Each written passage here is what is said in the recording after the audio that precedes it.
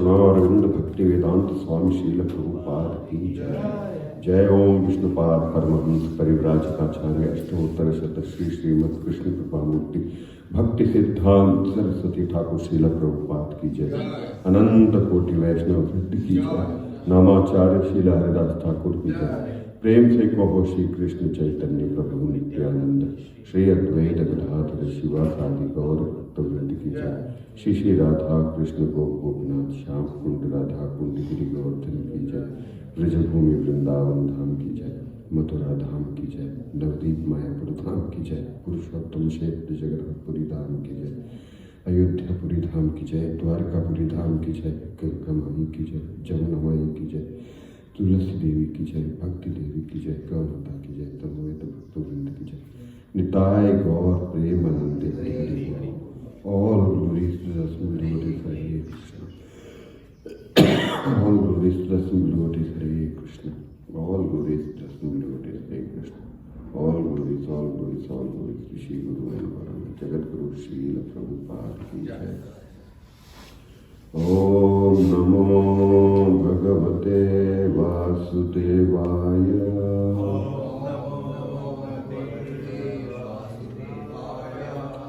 Om Namo Bhagavate Vasudevaya.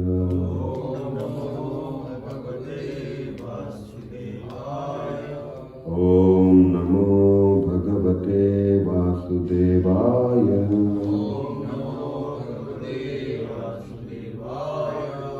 Narayanam Namaskrityam Naram Chaiva Narottamam Devim सरस्वतीं व्यासं ततो जयमुदीरये। नष्टप्रायेषु भद्रेषु नित्यं भागवत सेवया भगवती उत्तमश्लोके भक्तिर्भवति नैष्टिकी। हरेर्नाम हरेर्नामेव केवलम् कलौ नास्तेव गतिरन्यथा। हरे कृष्ण। हरि बोल। गला बैठा हुआ है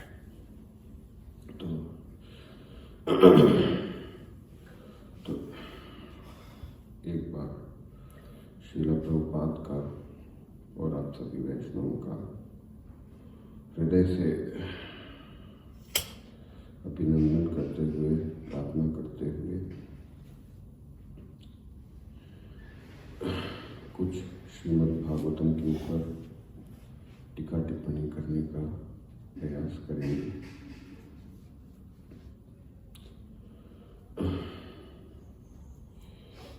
किसी को जब बिना योग्यता के बोलने को मिल जाता है ना तो बड़ा खुश हो जाता है व्यक्ति। उसे भी आसन में बिठा दो, माला वाला पहना दो, माइक वाइक दे दो उसको, है ना, और लोग आ भी जाएं सुनने के लिए उस कर्कश वाणी को। तो हमें ये समझना चाहिए कि आज भगवान की कृपा हुई है मेरा शुद्धिकरण करने के लिए, तो धन्यवाद, है ना। तो मैं अपने शुद्धिकरण के लिए कुछ शब्द बोलने का मैं प्रयास करूंगा। तो मेरा उत्साहवर्धन करते रहना। आगे वाले जो है ना पलक मत झपकना, ठीक है ना। Hare Krishna. Thank you very much. तो हम श्लोक दोहराते हैं और फिर उसके बाद उसके ऊपर कुछ प्रयास करेंगे बोलने का। यदर्थेन विनामुष्य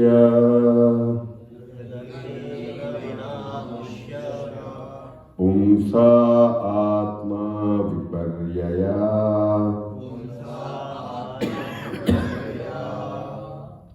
प्रतीयता उपदृष्टु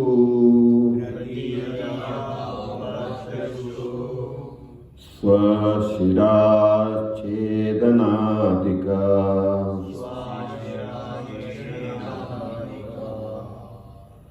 यदर्थेन विनामुष्य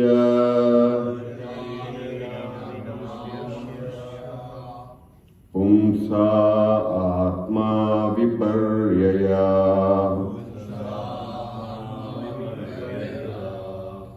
प्रतीयता उपादृष्टु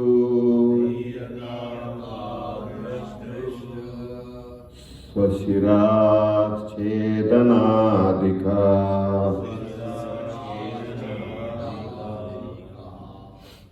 यदर्थेन विनुनामुष्य पुंस आत्मा विपर्यया प्रतीयता उपादृष्टु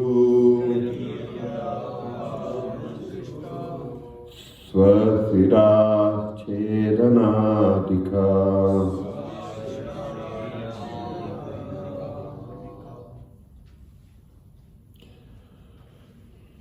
यदर्थेन विनामुष्य पुंसात्मा विपर्ययः पुंसात्मा विपर्ययः प्रतीयता उपादृष्टु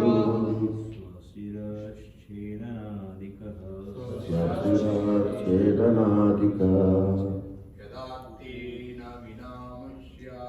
यदा तेन विनामुष्य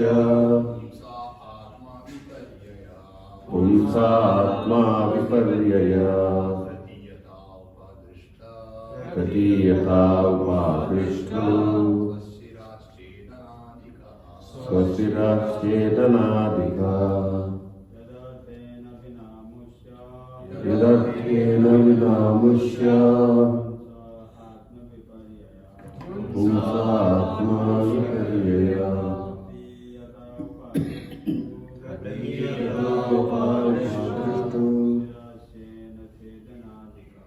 स्वशिराच्छेदनादिका यदर्थेन विनामुष्य पुंसा आत्मा विपर्यया आत्मा विपर्यया प्रतीयता उपादृष्टा स्वाशिरच्छेदनादिका। शब्दार्थ और अर्थ ऐसी भक्ति वेदांत स्वामी श्रील प्रभुपाद द्वारा जगत गुरु श्रील प्रभुपाद की जय। शब्दार्थ इस प्रकार है, यत इस प्रकार अर्थेन अभिप्राय या अर्थ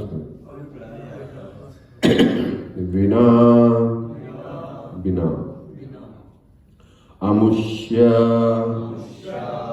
ऐसे पुंसः जीव का आत्म विपर्यय आत्म पहचान के विषय में विभ्रमित प्रतीयते ऐसा लगता है उपदृष्टु उथले दृष्टा का स्वशिरः अपना सिर छेदनादिकः काट लेना। अर्थ इस प्रकार है, थोड़ा ध्यान से सुनिएगा, थोड़ा मुश्किल है इसका अर्थ। तो जीव अपनी आत्म पहचान के विषय में संकट में रहता है। उसके पास वास्तविक पृष्ठभूमि नहीं होती। ठीक उसी तरह जैसे स्वप्न देखने वाला व्यक्ति यह देखे कि उसका सिर काट लिया गया है। फिर से बोलता हूँ, ध्यान से पीछे बोलिएगा, क्योंकि ये बहुत टफ एग्जाम्पल है। इसको समझना थोड़ा सा मुश्किल है, मगर फिर भी जीव अपनी आत्म पहचान के विषय में संकट में रहता है। उसके पास वास्तविक पृष्ठभूमि नहीं होती। ठीक उसी तरह जैसे स्वप्न देखने वाला व्यक्ति यह देखे कि उसका सिर काट लिया गया है। तात्पर्य, एक बार पाठशाला में एक शिक्षक ने अपने शिष्य को धमकाया कि वह उसका सिर काटकर दीवार पर टांग देगा। बढ़िया है ना? उसका सर काटकर दीवार पर टांग देगा, जिससे बालक यह देख सके कि उसका सिर किस तरह काट लिया गया है। वह बालक डर गया और उसने शैतानी करनी बंद कर दी। इसी तरह शुद्ध आत्मा के कष्ट तथा उसकी आत्म पहचान का व्यवधान श्री भगवान श्री बहिरंगी शक्ति द्वारा ही नियंत्रित होते हैं। यह शक्ति उन शैतान जीवों की नियंत्रित करती है जो श्री भगवान की इच्छा के विरुद्ध जाना चाहते हैं। वास्तव में जीव के लिए ना तो कोई बंधन है, ना कष्ट, ना ही वह कभी अपनी शुद्ध चेतना गंवाता है। अपनी शुद्ध चेतना में जब भी वह अपनी स्थिति के विषय में कुछ गंभीरता से सोचता है तो उसकी समझ में आ सकता है कि वह सदैव परमेश्वर की कृपा पर आश्रित है और परमेश्वर से एकाकार होने का उसका प्रयास मिथ्या मोह है। जीव जन्म जन्मांतर में भौतिक प्रकृति पर मिथ्या ही प्रभुत्व जताने का और भौतिक जगत का प्रभु बनने का प्रयास करता है। उसे कोई ठोस फल हाथ नहीं लगता। अंत में जब वह हताश हो जाता है तो वह अपने भौतिक कार्यकलापों को त्याग देता है और श्री भगवान से एकाकार होने का तथा बागजाल द्वारा तर्क वितर्क करने का प्रयास करता है, किंतु इसमें भी उसे सफलता नहीं मिलती। ये सारे कार्य माया शक्ति के आदेश अनुसार संपन्न किए जाते हैं। इस अनुभव की तुलना स्वप्न में किसी मनुष्य द्वारा अपना सिर काटे जाने के अनुभव से की गई है। जिस व्यक्ति का सर काटा जाता है वह भी देखता है कि उसका सिर काट लिया गया है। यदि किसी मनुष्य का सिर काट लिया जाए तो वह देखने की शक्ति खो देता है। अतएव यदि कोई मनुष्य यह देखता है कि उसका सिर काट लिया गया है तो इसका अर्थ यह हुआ कि उसने उसी तरह सोचा है जैसा कि व्यामोह में इसी तरह जीव शाश्वत रूप से परमेश्वर के अधीन होता है और यह ज्ञान उसके पास रहता है, किंतु वह कृत्रिम रूप से सोचता है कि वह स्वयं ईश्वर है और यद्यपि वह ईश्वर है, तथापि माया के कारण वह अपना ज्ञान खो चुका है। इस विचारधारा का कोई अर्थ नहीं है। जिस तरह अपने सिर को कटता हुआ देखने का कोई अर्थ नहीं है, यही प्रक्रिया है जिसके द्वारा ज्ञान ढका रहता है। चूंकि जीव की यह कृत्रिम विद्रोही दशा उसे सारे कष्ट देती है, अतः यह समझना चाहिए कि उसे भगवत भक्त के रूप में अपना सामान्य जीवन ग्रहण करना है और ईश्वर होने की भ्रांत धारणा से मुक्त होना है। अपने आप को ईश्वर सोचने की तथाकथित मुक्ति अविद्या का अंतिम प्रतिफल है, जिससे जीव पाश में बंधता है। निष्कर्ष यह है कि श्री भगवान की नित्य दिव्य सेवा से वंचित जीव कई प्रकार से मोहग्रस्त होता है।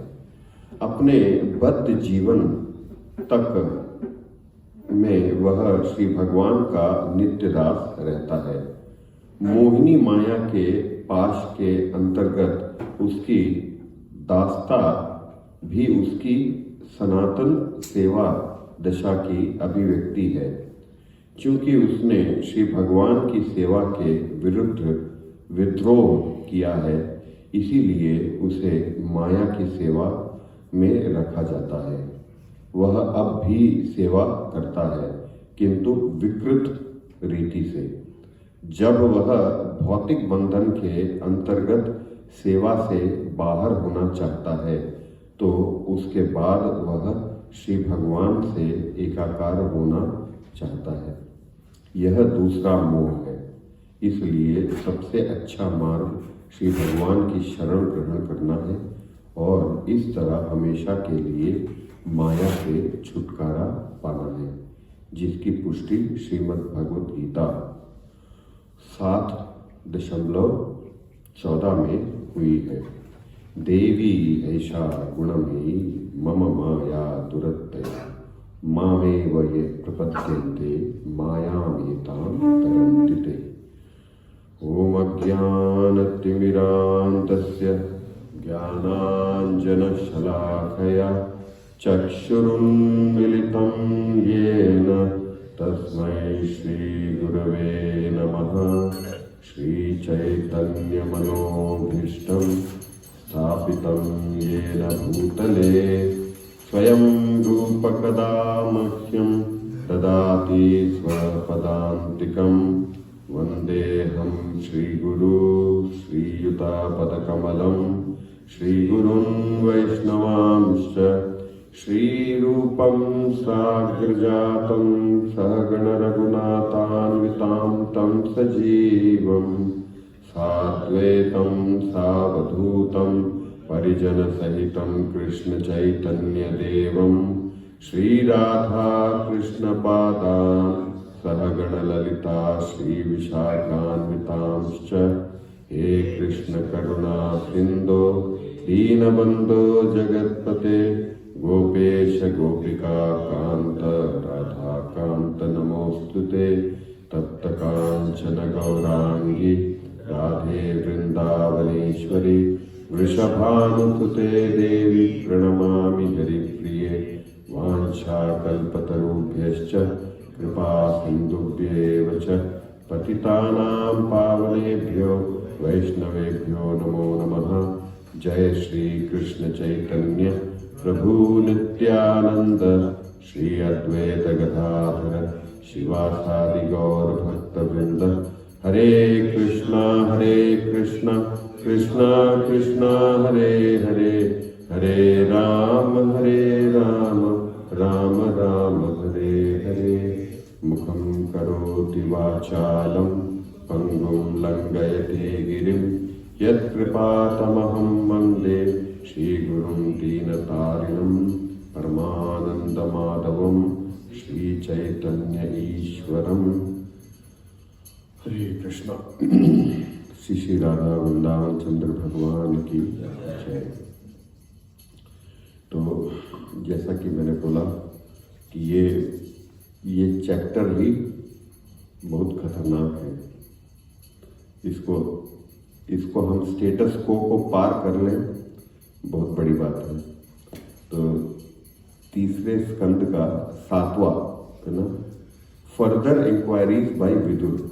विदुर जो है ये आगे प्रश्न पूछ रहे हैं और जिस प्रश्नों का उत्तर दे रहे हैं, और जो सुखदेव गोस्वामी ने जवाब दिया उसको आगे वर्णन किया जा रहा है। विदुर किससे बात कर रहे हैं? विदुर बात कर रहे हैं मैत्रेय से, है ना। विदुर मैत्रेय संवाद, और विदुर मैत्रेय संवाद में कौन सा संवाद बाहर आ रहा है? उसमें आ रहा है सुखदेव गोस्वामी और परीक्षित का संवाद।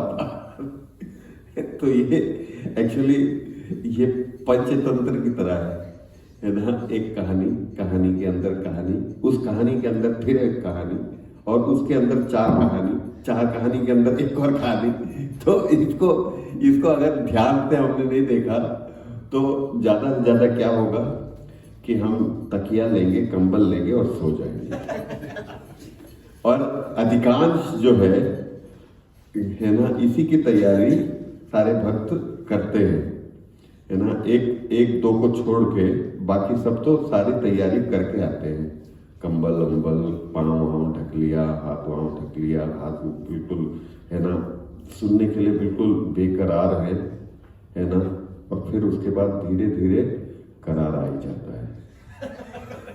जब करार आ ही जाता है तो फिर निद्रा आ ही जाती है ना। क्या करें। तो यहाँ का ये वाला जो प्रसंग है बहुत जबरदस्त प्रसंग है। इसको मैं भी आपके साथ मिलके समझने का प्रयास करूंगा। तो यहाँ पे प्रभुपाद शुरुआत कर रहे हैं एक उदाहरण से। प्रभुपाद बोल रहे हैं, A teacher in a school once threatened his pupil that he would cut off the pupil's head and hang it on the wall so that the child could see how his head has been cut off. मुझे याद है घर पे मुझे दो लोगों से बहुत डर लगता था। एक मेरी सबसे छोटी मासी थी, उनसे, मगर उनसे डर नहीं लगता था।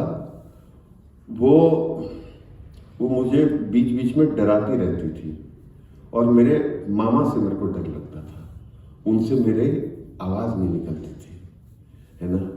तो मेरी मासी बोलती थी कि है ना, शैतानी मत कर वरना तेरे कान में छेद करके पंखे में लटका दूंगी, है ना, तुझे घुमा दूंगी। तो और फिर मेरी बहन मेरे से फिरकी लेती थी, बोलती देख देख देख देख देख देख तेरा दिमाग घूम रहा है, तेरा दिमाग घूम रहा है, यहाँ से जा रहा है, देख यहाँ से। और मैं ये देखता था, अच्छा दिमाग घूम रहा है ना, देख देख देख देख यहाँ से जा रहा है, यहाँ से जा रहा है, यहाँ चला गया, है ना। तो हम दिमाग को देख रहे थे, है ना। तो ये सब फिरकी लेने वाली बात है। तो यहाँ पे टीचर भी फिरकी ले बोल रहे हैं कि अगर शैतानी नहीं छोड़ोगे तो तुम्हारा गला काट के, है ना, टांग देंगे जिसको तुम देख लोगे। अब ये बताओ जिसका गला कट जाए तो वो टंगा है या धड़ पे लगा हुआ है, वो देखेगा कैसे? आप समझिए, मतलब जो मर गया है वो कैसे देख पाएगा? देख पाएगा? तेजराम प्रो नहीं देख पाएगा ना। तो यहाँ पे, मगर यहाँ पे ये उदाहरण क्यों दे रहे हैं? यहाँ पे उदाहरण इसलिए दे रहे हैं, आगे प्रभुपाद बता रहे हैं, the child became frightened and stopped his mischief। क्योंकि बच्चा चुप हो जाता है। क्यों? क्योंकि बच्चे में समझ की कमी होती है ना। बच्चे को चुप कराना बहुत आसान होता है, चुप करके बैठा, वरना धुआं घूम के चुप कर, या आंखें दिखा दो उसको और चुप हो जाता है ना। रामपत प्रभु बताते कि ना लेक्चर में, कांग्रेगेशन का लेक्चर ले रहे हैं, तो वहाँ पे कई कांग्रेगेशन के बच्चे भी बैठे होते हैं। तो शुरू में प्रभु जी बोलते हैं कि कई बच्चे जो ना वो क्या करते थे, बड़ी शैतानी करते थे। तो वो आते थे और उनकी माएँ आती थी, प्रणाम करती थी, तो उनकी माँ के पल्लू से बंध के वो बच्चा ऐसे खड़ा हो जाता था और यहाँ से बोलता था। और प्रभु जी एक देख के बोलते थे चुप के छुप जाता था। तो बोलते कि अगर ये चलता रहेगा तो वो चुप नहीं होगा, वो ऐसे शैतानी करता रहेगा। तो प्रभु जी ने बोला कि मैं भागवत नहीं दे पाऊंगा अगर इस तरह से था।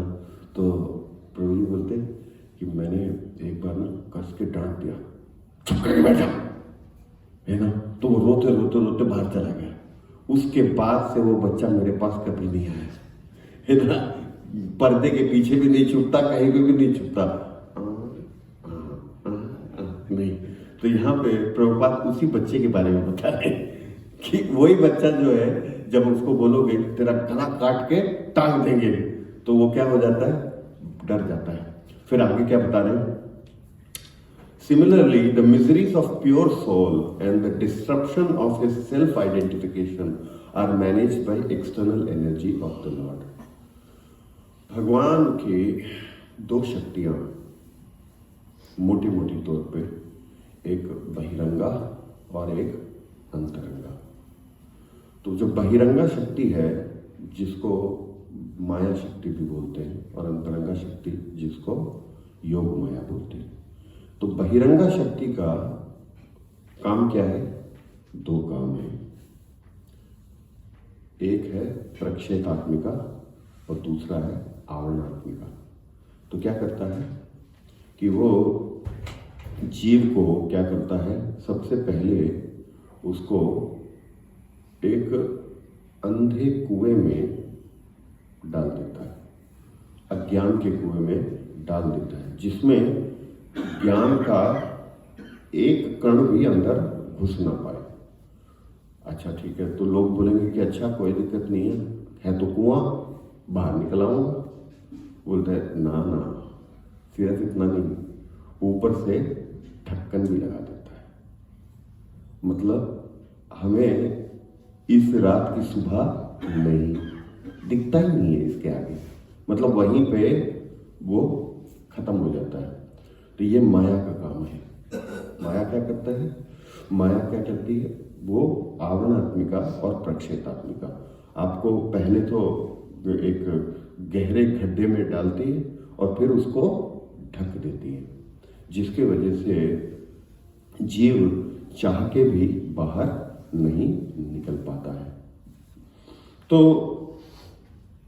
फिर जीव की गति कैसे होगी, जीव कैसे बाहर निकलेगा, है ना। जीव को बाहर निकलने का एक ही तरीका है, जब उसको एक शुद्ध भक्त अपनी वाणी के माध्यम से ये आवरण और ये प्रक्षेप हटाए।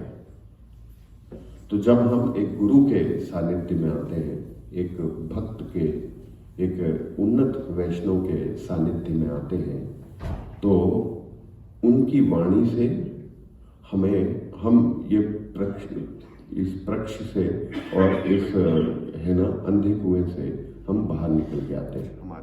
हमारे ऊपर से जो आवरण है वो हटता है। अगर ये काम ना करे तो निद्रा के लिए तो ये सबसे आसान है ना। तो तब तक क्या करें, थोड़ा सा आवाज आ रही है मेरी? हाँ आ रही है। उनका दीक्षित नाम क्या है, अमित प्रभु का? अमित आ रही है, आवाज आ रही है ना। चलो कान खुला हुआ है, चलो कोई दिक्कत नहीं। तो आगे पढ़ते हैं। और प्रभुपाद के परपट को समझने का प्रयास करते हैं। वह बालक डर गया और उसने शैतानी करनी बंद कर दी। इसी तरह शुद्ध आत्मा के कष्ट तथा उसकी आत्म पहचान का व्यवधान श्री भगवान की बहिरंगा शक्ति द्वारा ही नियंत्रित होता है। तो यहां पे क्या बता रहे हैं? तो एक किसकी आत्म पहचान? इसी तरह शुद्ध आत्मा के कष्ट और उसकी आत्म पहचान। जो शुद्ध आत्मा है, शुद्ध आत्मा मतलब शुद्ध आत्मा जिसके अंदर कोई गंदगी नहीं है ना? शुद्ध आत्मा वो है जो ये जानता है कि मैं ये शरीर नहीं हूं, मैं आत्मा हूं। I am not this body, I am spirit soul. जो ये जानता है उसके लिए, है ना, भगवान क्या करते हैं? उसको कंट्रोल करने के लिए माया से वो करते हैं, प्रक्षेतात्मिका और आवरणात्मिका, इससे कंट्रोल करते हैं, है ना, हिलाते हैं। इसीलिए प्रभुपाद बोलते हैं नचाओ नचाओ प्रभु, नचाओ नचाओ, है ना, कि मेरे अंदर क्या वेद नाही, है ना, भक्ति नाही वेद नाही, नामे खूब डालो। तो यानी कि नाम में मेरी बड़ी रुचि है, ना मैं भक्ति जानता हूं, ना मैं वेद जानता हूं।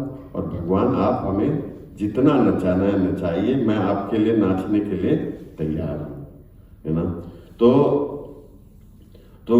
जीव जब तक अपने दोनों हाथ नहीं उठा लेता, है ना, जैसे हम सब क्या है, वो द्रौपदी है ना, जो इतने समाज के जितने भी दुशासन हैं उससे अपनी चीर की रक्षा कर रहे हैं कि ये नंगा ना कर दे, ये नंगा ना कर दे, ये नंगा ना कर दे, ये इसने खींचा और मैं हो गई, है ना। तो हम उस द्रौपदी की तरह है कि हमने अपना प्रयास कर लिया, हमने अपने मालिकों को भी बोल दिया, है ना, बड़े बुजुर्गों को भी बोल दिया बचा लो, है ना, अपने साथ के सीनियर को बोला अरे प्रभु जी बचा लो, प्रभु जी माया में हूँ, बचा लो प्रभु जी। अच्छा ठीक है, सुबह मंगला में आओ, माला करो, जप करो, रीडिंग करो, क्लास में बैठो, प्रसाद पाओ, हमारे साथ बुक डिस्ट्रीब्यूशन में चलो। हाँ यस प्रभु जी, यस प्रभु जी। जैसे ही प्रसाद खाया और उसके बाद यस प्रभु जी, कहीं पे कोना ढूंढा और वहां पे कंबल बिछाया और नित्य लीला प्रविष्ट। अब सारे सीनियर, सारे अथॉरिटी ढूंढ रहे, अबे कहाँ गया ये, इसने तो कार्टन लेके जाना था, यही तो लेके जाएगा हमें बुक डिस्ट्रीब्यूशन में, है ना। वो सो गया तो प्रभु जी वो नहीं आ रहा, प्रभु जी वो दिख नहीं रहे, तो हम क्यों नहीं सोए प्रभु जी, हम भी सो जाते हैं प्रभु जी। और बेचारे प्रभु जी परेशान है, प्रभु जी को वैसे ही नींद नहीं आ रही है ना, प्रभु जी को नींद नहीं आ रही। अरे बुक मैराथन आ गया, बुक डिस्ट्रीब्यूशन करना, सारी टीम सोई पड़ी हुई है, मुझे ही जाना पड़ेगा, मुझे ही स्पॉन्सर करवाना पड़ेगा। तो यानी कि प्रभु जी की नींद वैसे ही कम है और प्रभु जी की अब नींद पूरी उड़ गई, अब समझ गए, और बाकी लोग सोए पड़े हुए है ना। और जैसे ही प्रसादम का समय आएगा, प्रभु जी बहुत ना पेट में बहुत दर्द हो रहा था प्रभु जी, और ना मैं गौशाला गया था, गौशाला में ना गाय को देखते देखते सो गया प्रभु जी। तो ये जीव को कंट्रोल करने का ये बहुत बढ़िया तरीका है, और उसमें मैं भी कंट्रोल हुआ। आज भागवतों में मैं प्रभु जी से बोल रहा कि देखो प्रभु जी गुड नाइट, है ना। ये हंस दिए कि गुड नाइट क्यों बोला, मुझे भी नहीं समझ आया कि मैं गुड नाइट क्यों बोला। और फिर उसके बाद 1 घंटे में 3 माला किए, 1 घंटे में 3 माला किया। मैं फ्रस्ट्रेट होके मैं गया कंबल में सो जाओ। और मेरे दूत, मेरे सुपरवाइजर आए, बोले प्रभु जी आपका भागवतम है। अरे प्रभु जी 5 मिनट बचे हुए हैं, चले जाइए वरना बेइज्जती हो जाएगी। तो फिर मैं यहाँ पे आ गया। तो कहने का मतलब है कि जो जिस श्लोक के ऊपर बोलने को मेरे को बोला गया, उसी श्लोक का उदाहरण मैंने अपने जीवन में आज ही देखा। आज ही देखा कैसे मुझे भगवान ने सुला दिया 1 घंटे के लिए, 1 घंटे के लिए यहाँ पे और 1 घंटे के लिए ऊपर। तो हमें बहुत चौकन्ना रहना चाहिए। तो यहाँ पे क्या बता रहे हैं कि श्री भगवान की बहिरंगा शक्ति द्वारा ही नियंत्रित होता है। तो बहिरंगा शक्ति हमें कंट्रोल करती है। तो हमें अगर आध्यात्मिक जीवन में आगे बढ़ना है तो हमें इस बहिरंगा शक्ति, जिसे माया शक्ति बोलते हैं, उसके चंगुल से बाहर निकलना पड़ेगा।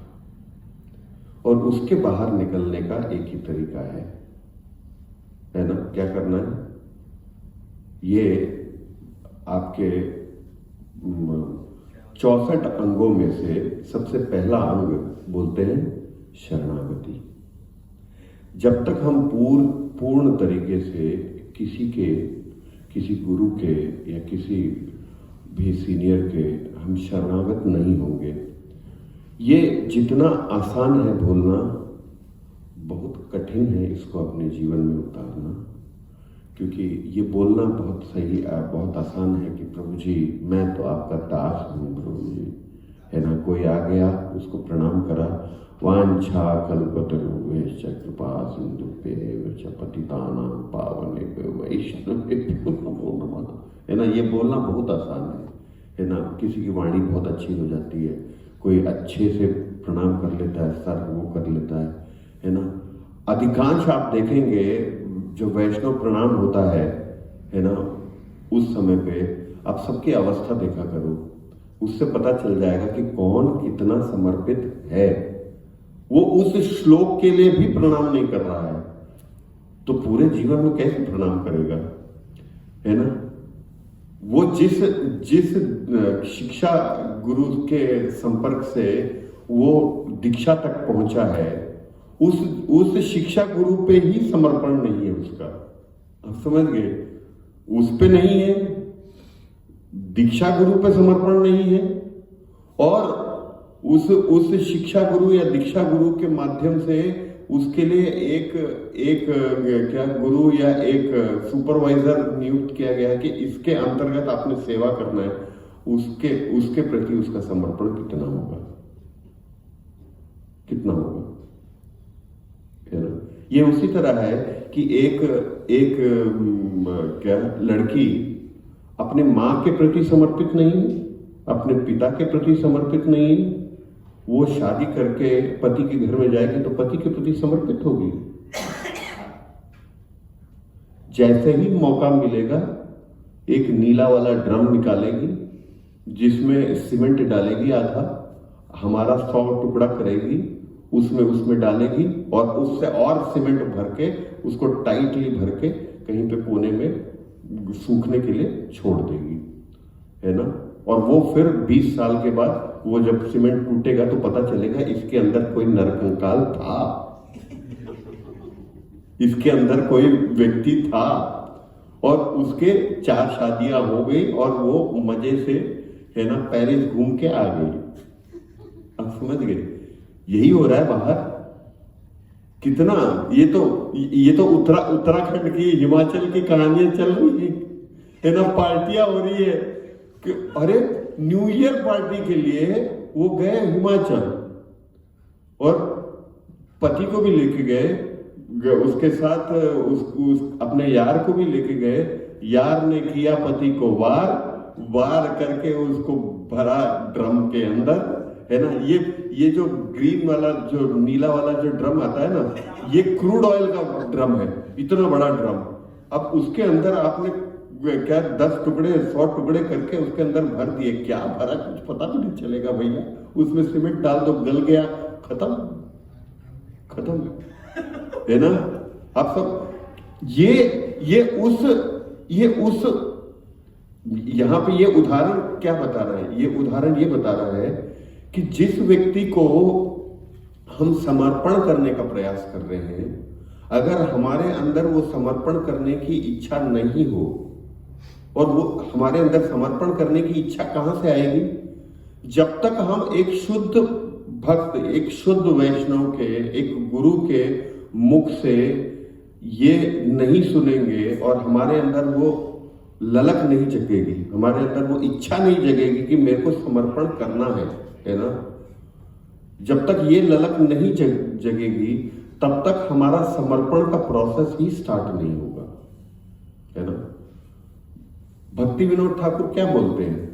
बोलते हैं, है ना, आत्मनिवेदन को क्या,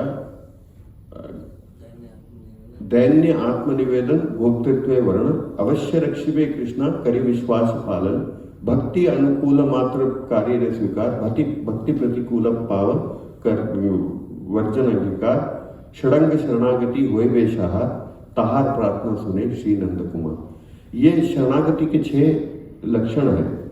सबसे पहला क्या है? दैन्य। दैन्य दैन्य दैन्य बोधिका। दैन्य कब आएगा हमारे अंदर? दैन्यता कब आएगी?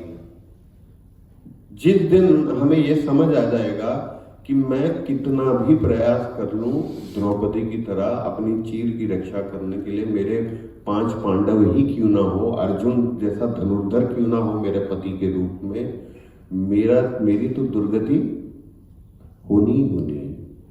दुर्योधन वहां पे है, 100 उसके भाई होंगे, साथ में कर्ण भी होगा, है ना, और बीच सभा में मुझे नग्न किया जाएगा और उससे बचने के लिए ना मेरे कोई बांधव आएंगे, ना मेरे सगे संबंधी आएंगे, कोई नहीं आएगा, केवल और केवल कृष्ण आएंगे, है ना। जब युद्ध में, महाभारत के युद्ध में अर्जुन की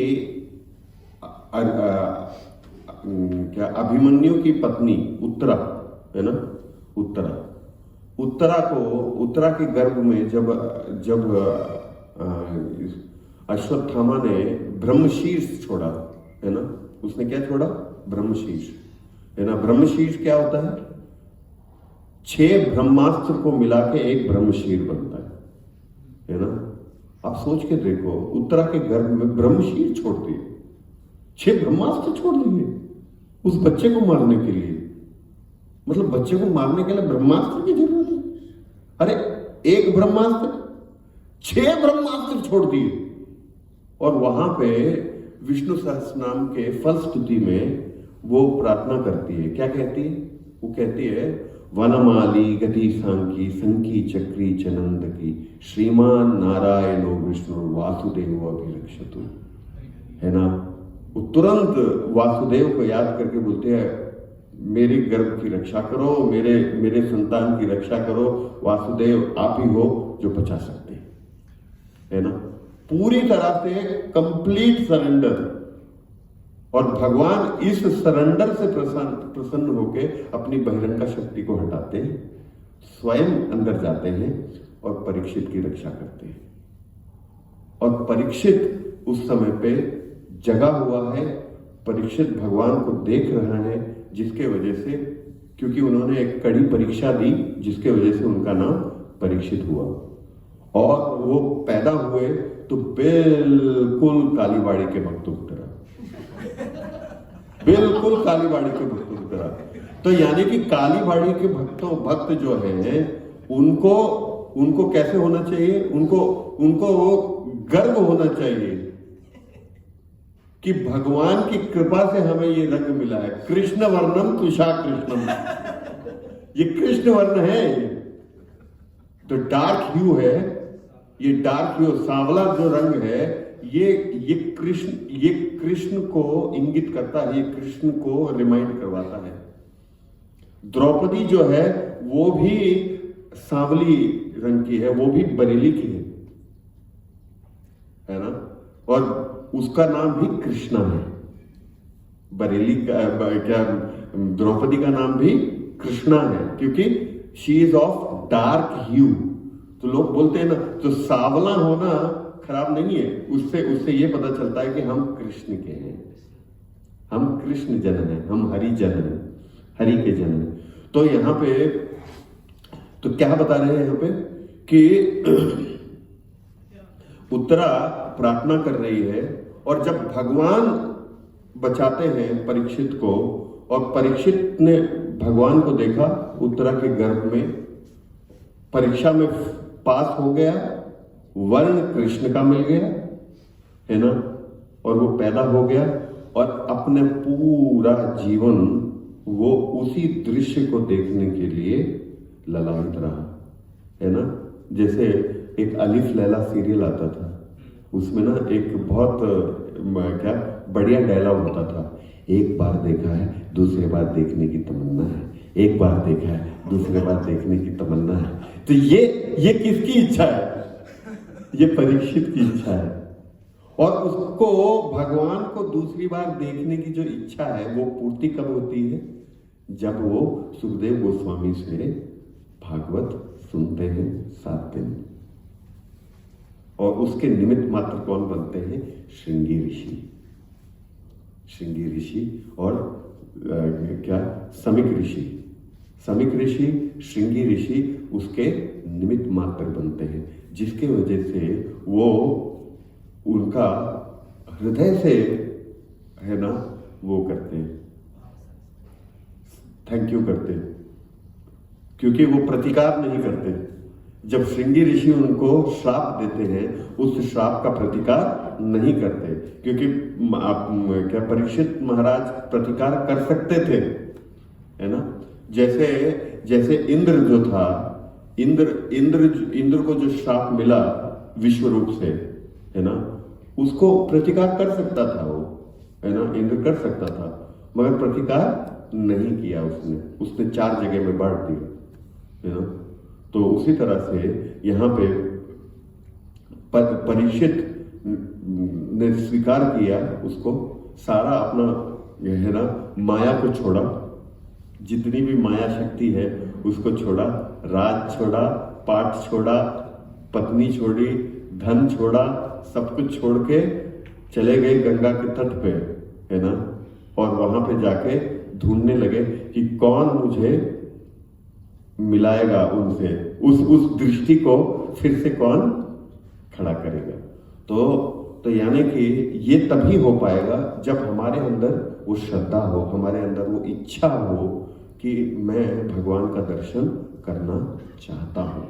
तो गुरु शिक्षा के माध्यम से, दीक्षा के माध्यम से उसका एक ही काम है, अपने शिष्य के हृदय में वो इच्छा जागृत करवाना कि एक बार देखा है दूसरे बार देखने की तमन्ना है ना।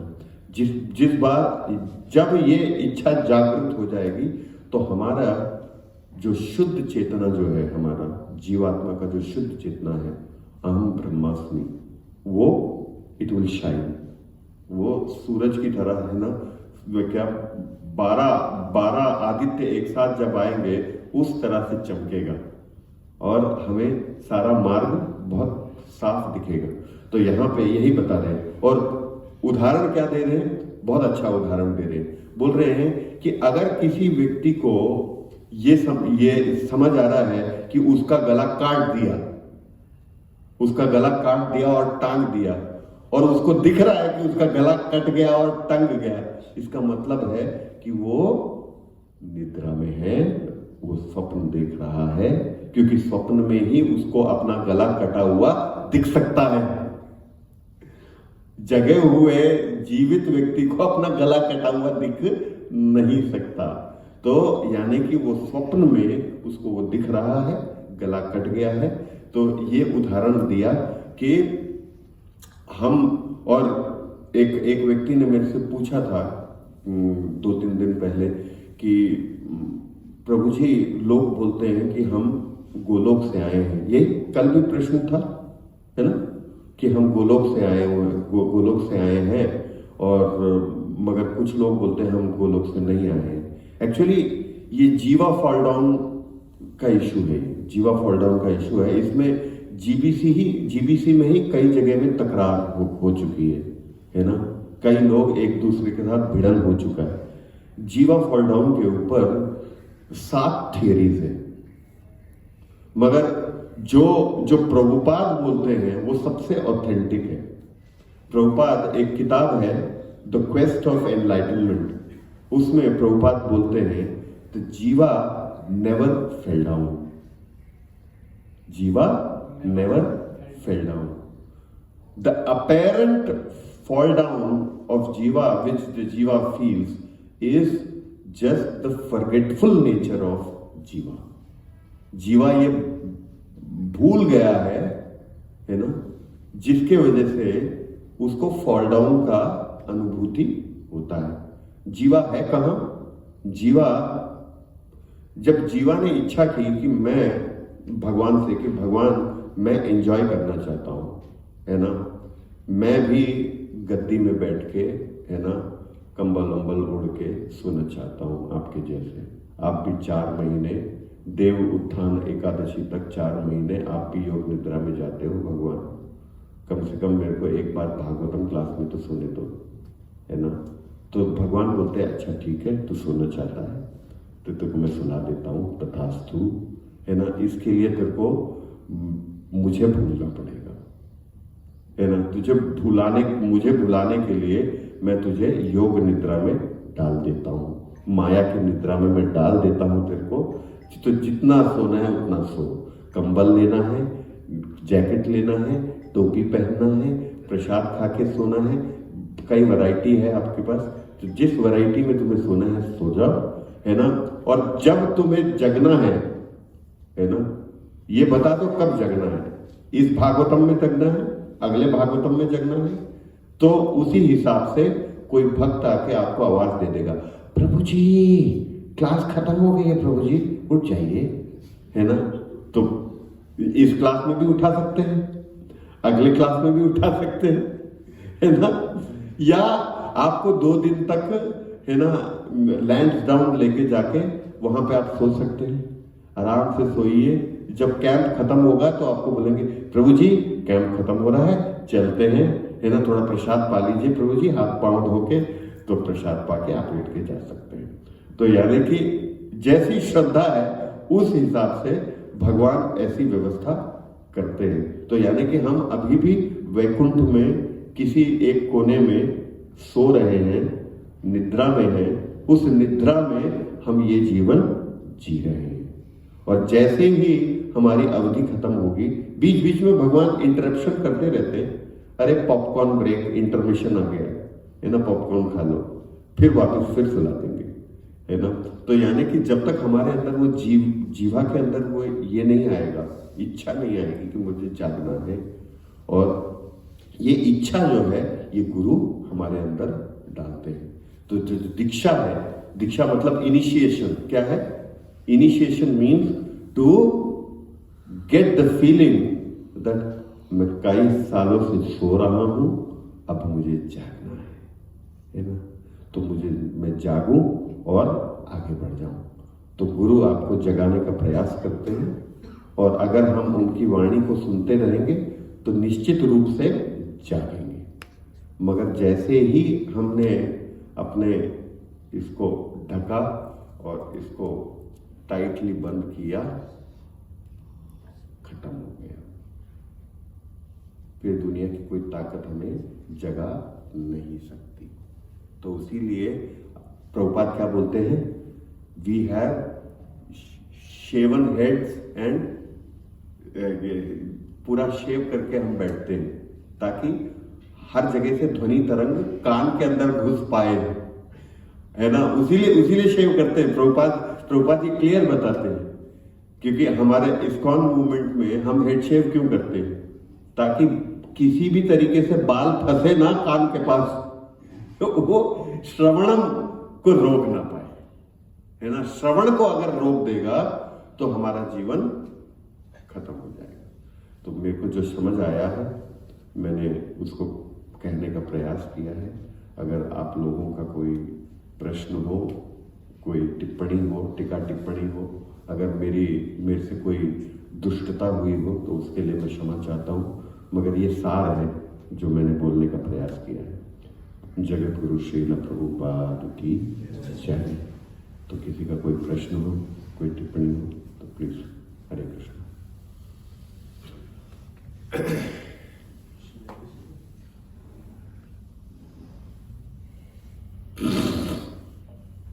किसी का कोई प्रश्न नहीं?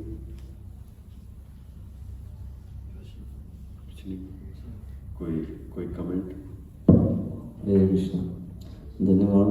तो प्रभुपाद जी से वो कंक्लूड कर रहे हैं कि the best course therefore is to surrender to the Lord and thus get the level of illusory maya for good as comfort and Bhagavad Gita। तो उसमें भी यही है कि माँ में भी प्रपद्यन्ते, तो जिस दिन ये होगा उसी दिन भगवान क्या करेंगे, हमें उस माया से बाहर निकालेंगे। तो ये सारा जो प्रभुपाद जी ने प्रोसेस दिया है, सिस्टम है, ये उसी के लिए है कि हम किस दिन उस चीज़ को प्राप्त कर लें, उस इच्छा। तो फिर भगवान हमें उस माया से बाहर निकाल देंगे। हमारे ऊपर हम हाथ उठा दें, सरेंडर कर दें। अभी हम सरेंडर नहीं कर रहे। अभी हम हाथ पैर मार रहे हैं अपना।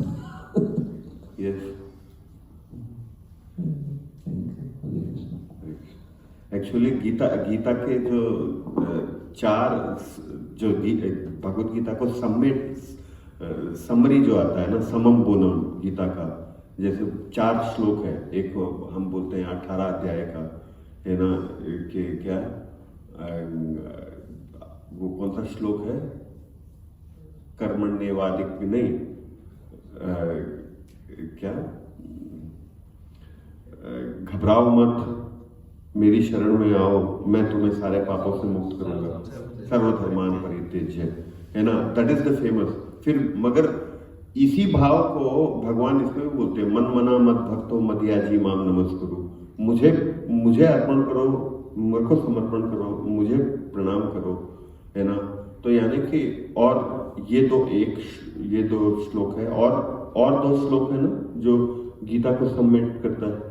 तो एक ये वाला श्लोक है ना, ये इस यद करोसि, है ना, कौन इसका श्लोक है ना, दैवी ऐसा गुणमयी मम माया दुरत्यया माम एव ये प्रपद्यन्ते माया मेताम तरन्ति ते। तो और यही बोला ना चैतन्य महाप्रभु ने भी, क्या बोला, यही बोला कि है ना, अहम तरिष्यामि दुरंत पारम। अब मेरे को गुरु ने दीक्षा दे दी है, शरण ले लिया है ना, अब मैं माया को पार करके चला जाऊंगा। तो यानी कि शरण लेना सबसे इम्पोर्टेंट है। इसी के उसमें वो एग्जाम्पल भी देते हैं प्रभुपाद, है ना, उसका एक गाय के बछड़े का और शेर का, है ना। तो जैसे बछड़ा भी दलदल में कूद जाता है और शेर भी कूद जाता है, तो शेर हंसता है ना, कि अब तेरे को कौन बचाएगा। तो बछड़ा पीछे मुड़ के देखता है और वो शेर पे हंसता है तुझे कौन बचाएगा, मुझे तो बचाने के लिए ग्वाला आ जाएगा, तुझे कौन बचाएगा, तूने तो किसी को शरणागत किया ही नहीं, तू तो मरेगा ही मरेगा। तो इस तरह है। तो शरणागति ही सिखा रहे हैं, मगर हमारे बुद्धि में जाता नहीं है ये चीज, है ना। हम प्रयास कर लेते हैं, कुछ छोटा सा समझ जाते हैं, तो फिर हमारे अंदर आता मैं ही हूँ भगवान, हिरण्यकशिपु बन जाते हैं, हिरण्याक्ष बन जाते हैं। जिस हाथ ने हमें थामा उसी हाथ को झटक देते हैं, आपे ना होगा तो ना भुगत तो भगवान वो करते। तो अच्छा है। Thank you Prabhu ji, conclude किया आपने। आप कुछ कहना चाहते हैं प्रभु? हाँ, दीन आश्रय, है ना, आपका नाम ही यही है, दीन को आश्रय लेना चाहिए, है ना। हम आपके आश्रय में आ गए, हमारा